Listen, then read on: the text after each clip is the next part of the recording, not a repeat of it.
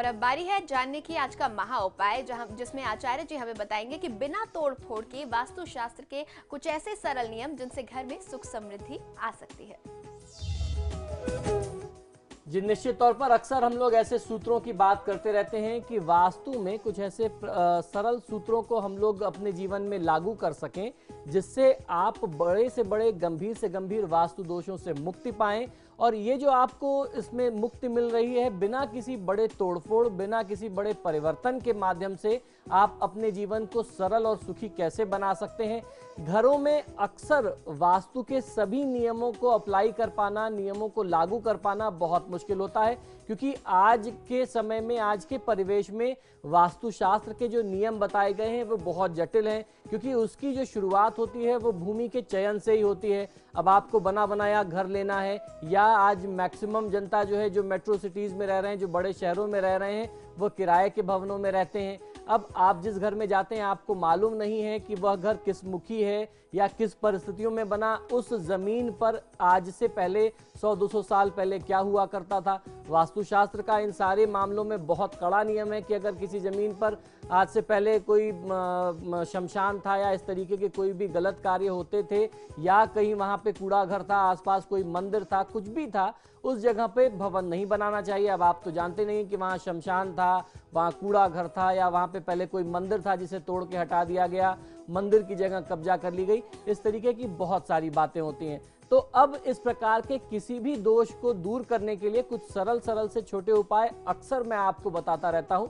उसी कड़ी में आज मैं आपको कुछ और छोटे से उपाय बताता हूं जिनको प्रयोग में यदि आप लाते हैं तो बड़े से बड़े, गंभीर से गंभीर वास्तु दोषों को आप दूर कर सकते हैं। सबसे पहले बात करते हैं ईशान कोण की।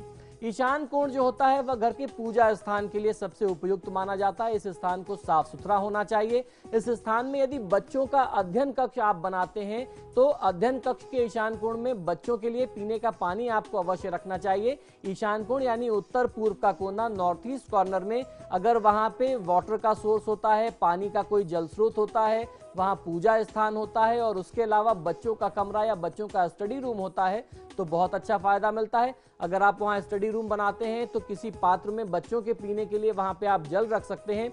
यहाँ पर आप अपने इष्ट देव की तस्वीर यदि आप लगाते हैं नॉर्थ ईस्ट कॉर्नर में ईशान कोण में तो बहुत अच्छा फायदा मिलता है। इससे बच्चों का मन जो है पढ़ाई में लगने लगता है और मार्क्स बहुत अच्छे आते हैं। उनकी पढ़ाई में जो कंसंट्रेशन है वो बहुत अच्छी बन जाती है। स्टडी रूम की दीवार पर बड़े दर्पण आपको नहीं लगाने चाहिए, यानी बड़े मिरर्स का यूज आपको स्टडी रूम में बच्चों के कमरे में नहीं करना चाहिए। अधिक तस्वीरें भी ना लगाएं, बहुत ज़्यादा पेंटिंग्स, बहुत ज़्यादा तस्वीरें भी नहीं लगानी चाहिए, किंतु भगवान गणेश और माँ सरस्वती की तस्वीर आपको अवश्य लगानी चाहिए अपने बच्चों के कमरे में, स्टडी रूम में।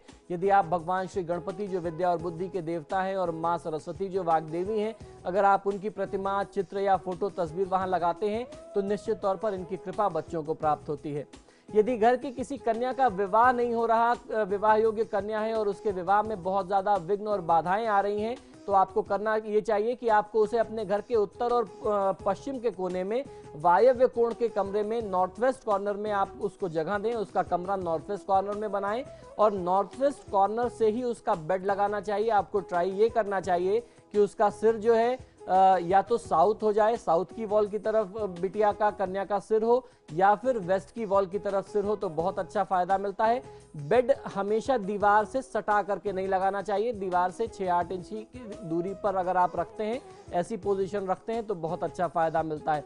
घर में यदि कोई अतिथि मेहमान आता है तो उसको रोकने के लिए, उसको ठहराने के लिए भी वायव्य कोण के कमरे का ही प्रयोग किया जाता है। ऐसा वास्तुशास्त्र का नियम है कि वायव्य कोण यानी नॉर्थ वेस्ट कॉर्नर में वायु का प्रभाव, एयर प्रेशर बहुत ज़्यादा होता है। यहाँ पर रहने वाला व्यक्ति घर में बहुत ज़्यादा दिन टिकता नहीं है। खासतौर पर अतिथि और मेहमान जब आए तो आप अगर उसको यहाँ रखते हैं तो वो आता है और उचित समय में वह वापस चला जाता है, अपने घर को चला जाता है और आपसे उसके संबंध भी बने रहते हैं, आपके साथ उनके संबंध खराब नहीं होते। यदि किसी व्यक्ति या परिवार के ऊपर कर्ज की स्थिति बहुत ज्यादा हो गई हो, ऋण की स्थिति बहुत ज्यादा हो गई हो, तो भूमि का ढलान ईशान कोण की तरफ होना चाहिए। यानी अगर आपके घर का कंस्ट्रक्शन जो है आप स्लोप जो है नॉर्थ ईस्ट की तरफ रखेंगे या नॉर्थ और ईस्ट की तरफ रखेंगे तो कर्ज की स्थिति से बच पाएंगे। तो आपको एक बार चेक कर लेना चाहिए अपने घर में कि आपके घर में अगर आपके ऊपर कर्ज बहुत ज़्यादा हो रहा है तो सबसे पहले जाकर के नॉर्थ ईस्ट को एक बार चेक करिए कि कहीं नॉर्थ ईस्ट में ऐसा तो नहीं है कि स्लोप जो है साउथ और वेस्ट की तरफ जा रही है तो इससे आपके ऊपर कर्ज बढ़ेगा। तो अगर ऐसी स्थिति है तो आप थोड़ा सा पैसा जुटा करके किसी मिस्त्री को बुला करके स्लोप ठीक करा देंगे तो आप अपने कर्ज की स्थिति से बच जाएंगे। यदि ढलान पहले से ही अगर ऐसी है तो नैऋत्य कोण को थोड़ा सा ऊंचा कर देना चाहिए। आपकी जो कर्ज की या आर्थिक समस्याएं हैं उससे आपको मुक्ति मिल सकती है। तो ये कुछ छोटे छोटे से उपाय हैं जिसको प्रयोग में ला करके आप अपने जीवन को बदल सकते हैं।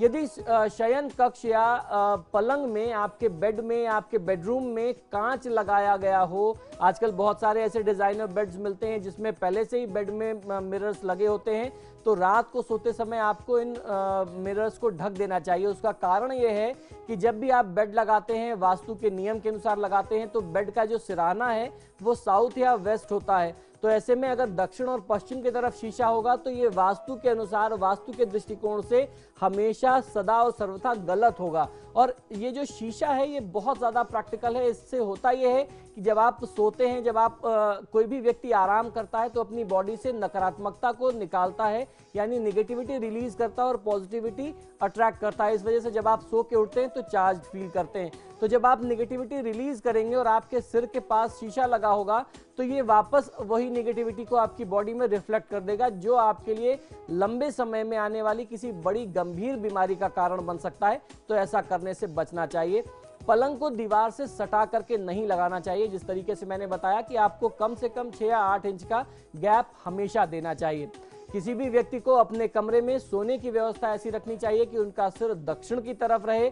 और आपको ध्यान ये रखना है कि जब भी आप सो रहे हो, शयन कर रहे हो, बेड का अरेंजमेंट ऐसा ना हो कि आपका पैर जो है मेन एंट्रेंस की तरफ, आपके कमरे के मेन डोर की तरफ हो। इस तरीके से आपको कभी भी नहीं रखना है कि जो मुख्य प्रवेश द्वार आपके कमरे का है, आपका पैर उसकी तरफ हो, उसके सामने हो। ऐसा करने से बचना चाहिए। हमेशा आपको अपने घर के रंगों की जो साज सज्जा है, रंगों का चयन जो है वो सौम्य प्रकार का करना चाहिए। आप सफेद, क्रीम, हल्का पीला, इस तरीके के रंगों का प्रयोग करेंगे, हल्का हरे रंग का प्रयोग करेंगे तो आपको बहुत अच्छा लाभ मिलेगा। गृहस्वामी तथा परिवार के अन्य सदस्यों का स्वभाव जो है अगर बहुत ज्यादा उग्र होगा तो ऐसे में आप निश्चित मान लीजिए कि कहीं ना कहीं आपने जो बहुत आक्रामक प्रकार के रंग माने जाते हैं, लाल, भूरा, काला, इनका कहीं ना कहीं आपने प्रयोग कर लिया होता है। तो ऐसे रंगों का प्रयोग करने से, ऐसे रंगों का चयन करने से बचना चाहिए। और आप जितना सौम्य रंग रखेंगे, सफेद रंग एक ऐसा रंग माना जाता है वास्तु के दृष्टि से जो किसी भी राशि, किसी भी नक्षत्र के व्यक्ति को सूट करता है। तो आप सफेद रंग का प्रयोग कर सकते हैं। क्रीम कलर का जो रंग है वह सात्विकता का प्रतीक होता है। तो आप इस तरीके के रंगों का, हल्के रंगों का प्रयोग करें, वो आपके लिए शुभ होगा। यदि घर के आग्नेय कोण में वास्तु दोष हो जाए, यानी साउथ ईस्ट कॉर्नर में जहां पे रसोई की, किचन की जगह होती है, तो वहां आपको अग्नि का सामान रखना चाहिए। आपको प्रयास ये करना चाहिए कि अगर साउथ ईस्ट में किसी भी प्रकार का दोष है तो आपको प्रयास ये करना है कि वहां पे आप अपना किचन बना सकें। अगर किचन बनाना वहां पे संभव नहीं हो पाता, उसकी जगह उपलब्ध नहीं हो पाती, तो कम से कम एक लाल रंग का बल्ब आप जला दें तो आपको बहुत अच्छा फायदा मिलेगा। ये बल्ब जो है संध्या काल से लेकर के रात तक जलना चाहिए। और कुछ दिन वहां पर सरसों के तेल का एक दीपक आपको कम से कम 11 दिन या 21 दिन अवश्य जलाना चाहिए। घर के पश्चिमी भाग में दोष होने पर उस भाग में शनि यंत्र की प्राण प्रतिष्ठा करके यदि आप स्थापना करते हैं, साथ ही द्वार पर काले घोड़े की नाल लगाते हैं, तो आपको बहुत अच्छा फायदा मिलता है। तो ये कुछ ऐसे सरल से छोटे से उपाय थे जिनसे आप बिना तोड़फोड़ के वास्तु दोष निवारण कर सकते हैं। और मेरा विश्वास है, क्योंकि हम लोग नियमित दिनचर्या में देखते रहते हैं, ऐसे छोटे छोटे सुझाव हमने आज तक जिसको भी दिए हैं, कितनी भी खराब, कितनी भी विषम परिस्थिति होती है, चाहे वह पारिवारिक हो, सामाजिक हो, व्यापारिक स्थिति हो, आपको अपने जॉब में प्रमोशन ना मिल रही हो, आप कितने भी खराब कंडीशन में हो, आप इन छोटे छोटे टिप्स को अपनी लाइफ में अगर फॉलो करने लगते हैं तो जीवन में बहुत बड़े बड़े लाभ आपके सामने यूं ही आने लगते हैं। इसी के साथ कार्यक्रम में आज के लिए इतना ही। आचार्य जी, आपका बहुत बहुत धन्यवाद। जी नमस्कार। खबरों के लिए देखते रहिए समाचार प्लस।